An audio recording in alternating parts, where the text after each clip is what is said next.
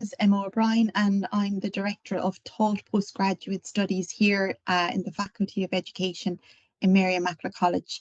So I'm here to talk to you about postgraduate studies in education and give you an introduction to the learning environment and the programs we offer. So I'm just going to cover about why you might study taught postgraduate programs in our college.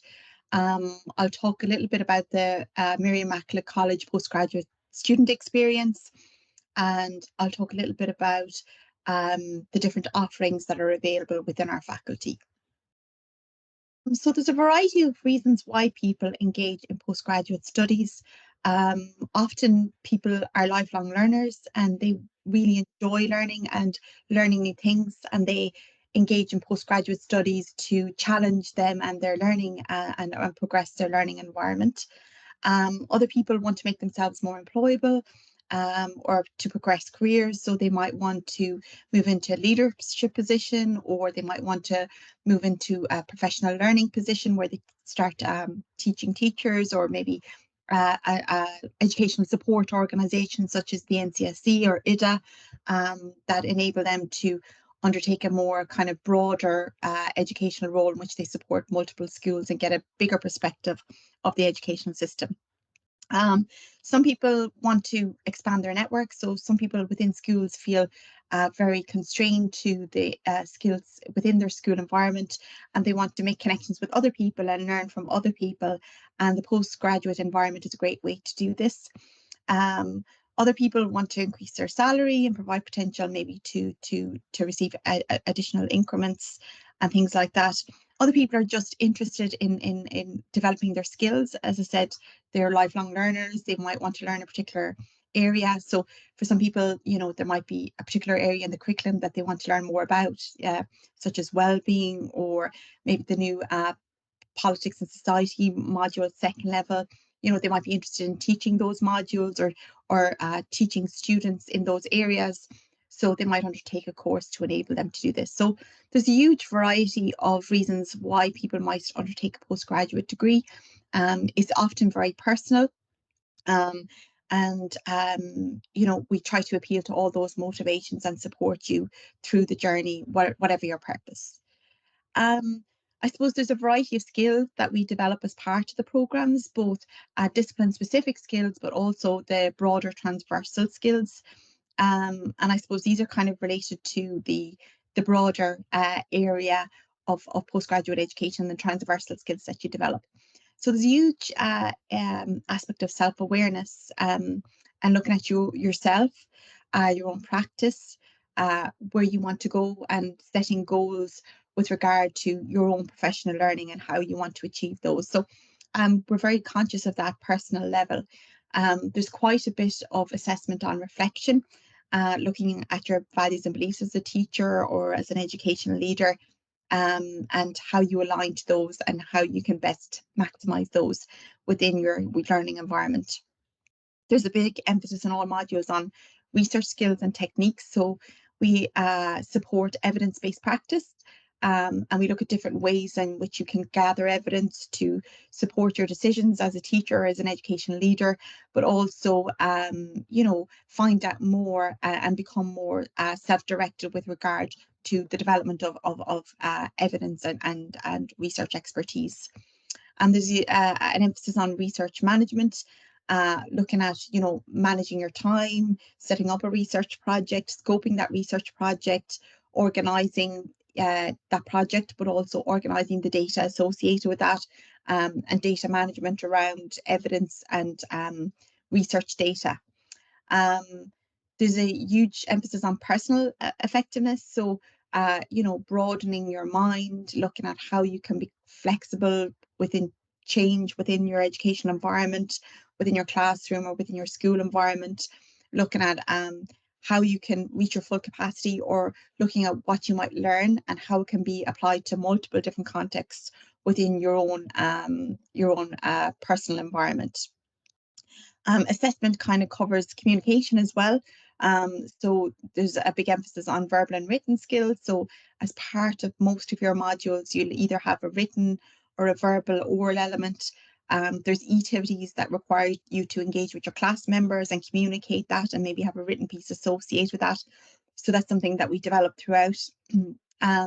Networking and team working skills. So we're conscious that the lectures and will provide you with kind of some formal theoretical knowledge in the area, but the practice element and the contextual element of how this is applied will be gained from engaging with other members of the class and getting their perspective.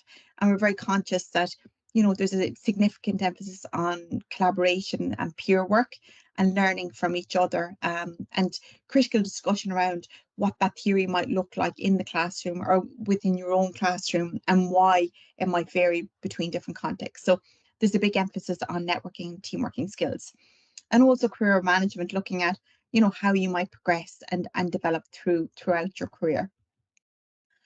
So the learning environment then is kind of mapped to the development of all of these skills. We incorporate an inclusive learning environment and apply the principles of universal design as much as possible. So we use a variety of modes of engaging students and delivering our content. We have formal lectures, and these, depending on the program, can be recorded. They can be live streamed or face-to-face. There's a big emphasis on peer learning. So each week you would have maybe live lectures, and as part of a significant part of this lecture will be working in groups to understand concepts, present it back and receiving feedback on that. Similar with group work, a lot of the activities would involve you working as a group to construct a piece of knowledge or information. So for example, we have a module on national and international trends in the Masters. And as part of that, you pick a country and you look at the policy regarding contemporary trends in education, why those changes or policy changes are taking place, how it aligns to curricular reform, what this means for schools and what this means for practice. So you construct the knowledge around that country as a group, and then you would have an individual assignment, which would be a poster that would be taking what you developed as a group, critiquing it in the context of 3 other countries, and developing recommendations for your own educational practice. There's workshops. So most of the Saturday sessions that are run on campus once or twice a month are workshop based. So it would involve you working in groups, again, developing something or working on a particular topic. And presentations can be in a variety of formats. They can be student based or faculty based. They can pre-recorded or face-to-face presentations. We've a lot of research clinics, so you will engage in a dissertation as part of your master's. So if you're doing your master's full-time, the dissertation is threaded throughout the academic year. If you're doing a part-time, you do your dissertation in the second year. And as part of that, we have research clinics that give you a lot of expertise and support in research methodologies and design and developing that. You also are allocated a supervisor as part of that research. So the way the research year is designed, you would have research clinics one Saturday a month.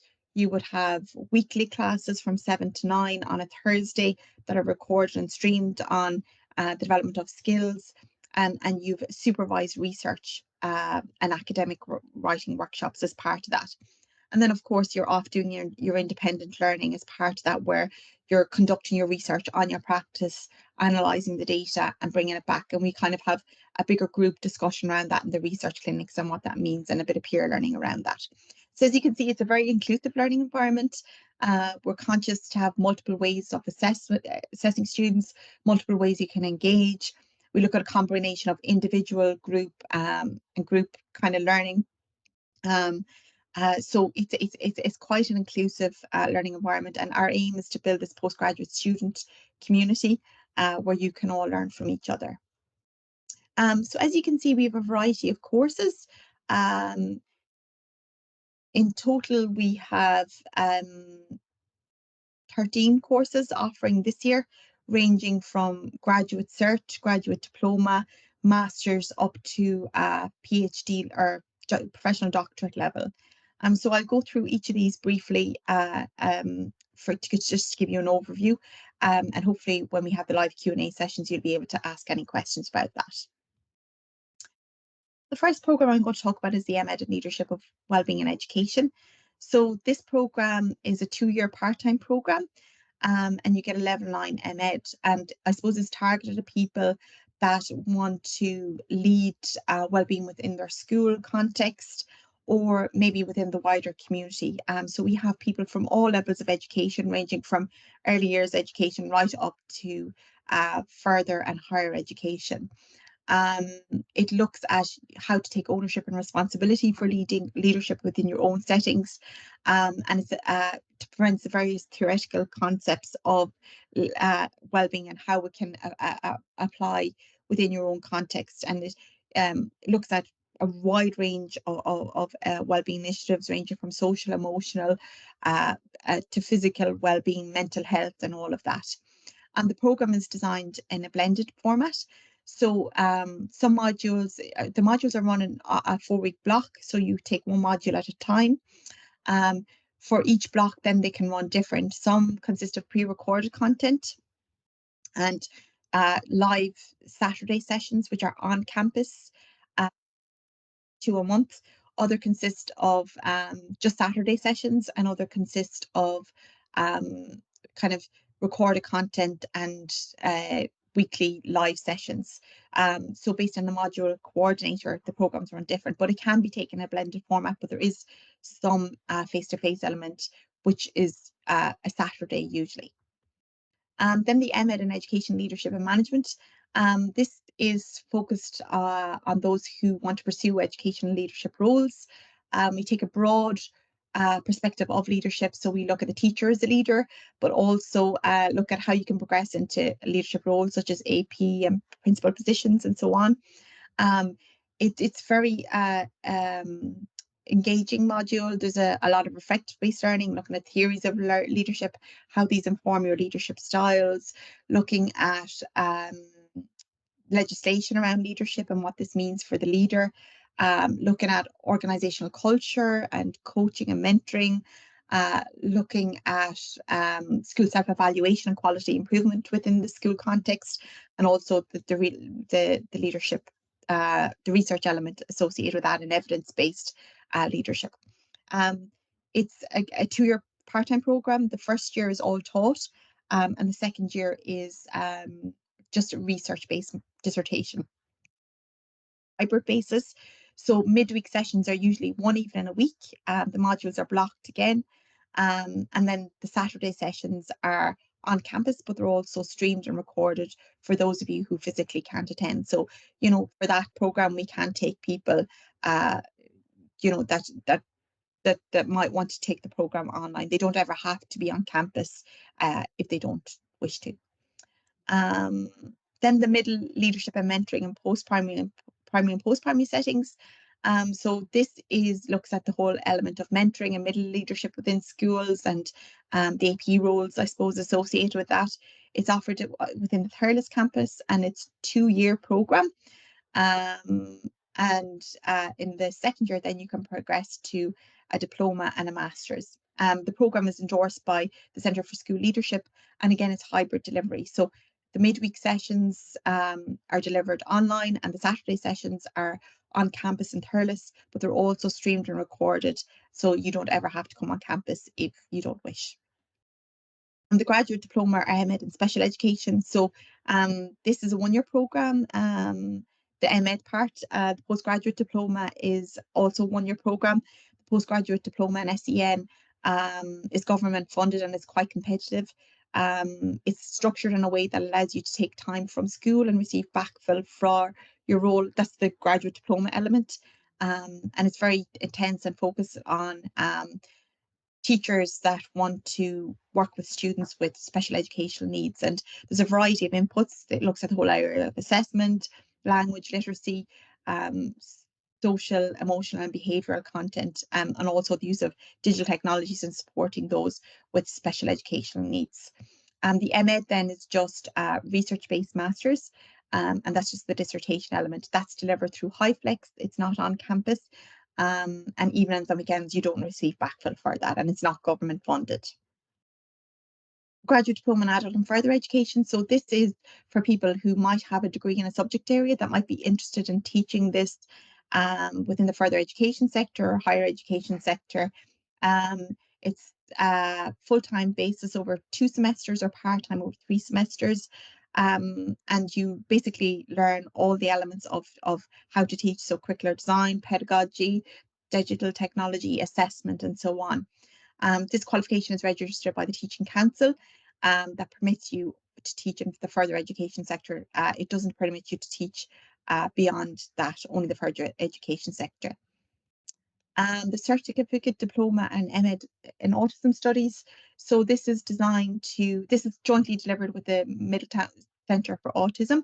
And it's a really innovative program. It's again a blended model. So the midweek sessions are pre-recorded and you listen to content, and weekends, then Saturdays, are on campus.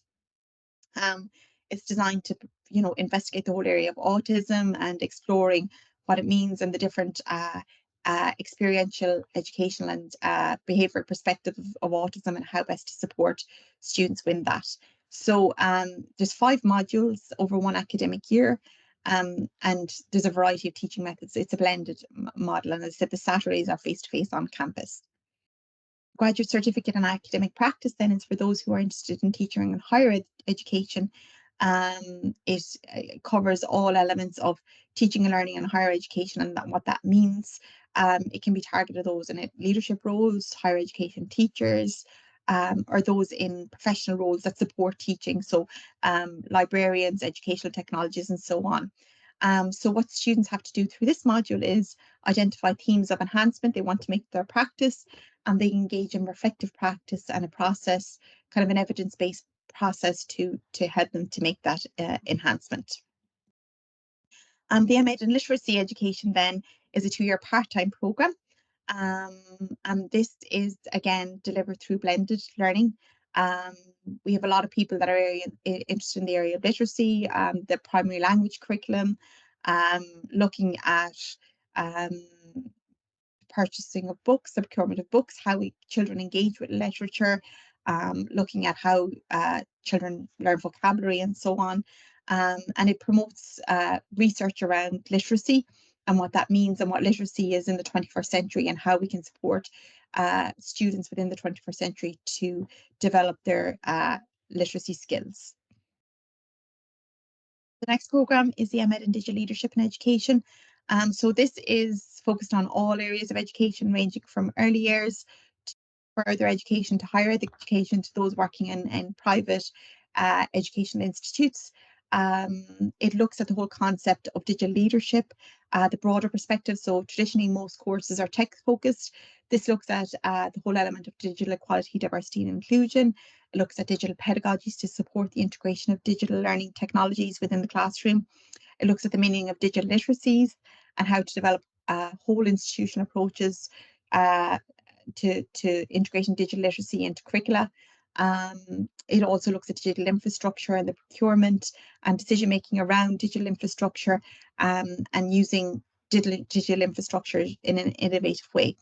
And also the leadership module looks at open and innovative leadership, and how to work with the broader educational community to support the integration of digital technology within the classroom. So I suppose it's about preparing educational leaders to have an innovative approach to digital learning in terms of how it's integrated into teaching and learning within their educational contexts. This programme can be taken full-time or part-time, so over 1 year or over 2 years. There's also a graduate certificate and a graduate diploma. So, if you don't feel like committing to a whole master's, you can decide to do a certificate, which is 3 modules, a graduate diploma, which is 6 modules, and the master's, which is 9 modules. And they can all be taken on a full-time or part-time basis, with the exception of the certificate. There's a high flex design. So what this means again is that there's pre-recorded content every Monday. Content is released in podcast, video, and script form. You engage with this on a Wednesday night, then there's live sessions from 7 to 9. In this, there's roughly an hour-long lecture from a guest lecturer, and there's some collaborative-based activities, and then there's 1 campus day a month that are streamed, recorded, for those of you who physically can't come on campus. And again, you don't actually need to be on campus for this programme. The MA in Education for for Sustainability and Global Citizenship. So this is for those working in education across the education sector, early years, primary, post-primary, further education, and also for those working in non-formal educational settings. It looks at challenges regarding sustainability, looks at the UN Sustainable Development Goals, and the whole aspect of climate change, the biodiversity loss, and the migration and racism. And this can be taken on a full-time or part-time basis. It's a blended design, so Tuesday evenings be on campus for some modules, and one module is actually run online. And then Saturdays there's a lot of field visits and kind of active-based learning around that. And the MA in Education for Human Rights and Equality. This is a new programme that's just started this year. It's designed for those working in education across all levels of education, preschool, practitioners, primary, secondary, those working in non-formal education, those working in community-based education. It looks at the role of human rights and social justice, and how to integrate that into teaching and learning, and to ensure a just society in an ever-evolving world. There's a big emphasis on ethics and legislation in this module, or this programme as well, and an applied research project. Also, there's a potential for you to apply to the Teaching Council to potentially teach the Politics and Society module in second level for that. But this is dependent on the individual, their expertise, and obviously undergoing a process with the Teaching Council. It's part-time or full-time, and again, a blended design. So most of this programme is actually online, with the exception of 1 or 2 Saturdays, which is streamed and recorded. So it's possible not to come on campus for this programme. And then the Professional Doctorate in Educational Psychology. So this is a 3-year full-time programme. In this, you're employed as an intern by the HSC or NEPS, and it's about preparing people to work within the field of educational psychology. There's a big emphasis on evidence-based practice, working in the field, and the research associated with supporting you in your role as an educational psychologist. Regarding the programs, I've given you a quick overview of everything there. The closing date for these programs is the 26th of July 2024. All of the application forms are on the program pages on the MIC website. I would advise you, if you're thinking of any of these programs, to contact the program coordinator. It's always good to meet them and have a chat, to understand the program and make sure it's a good fit for you. Obviously, you're going to be investing a lot of time and money into these programs, so it's important to have those conversations, and all of our program coordinators would welcome the opportunity to speak to you and answer any questions you have.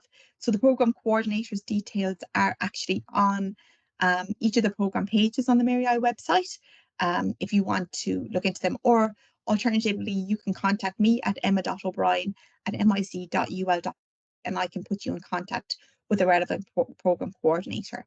So that's all from me now. I'm looking forward to seeing you all at the Q&A session in a couple of weeks. But from now, if you have any questions, feel free to email me, and looking forward to seeing you then.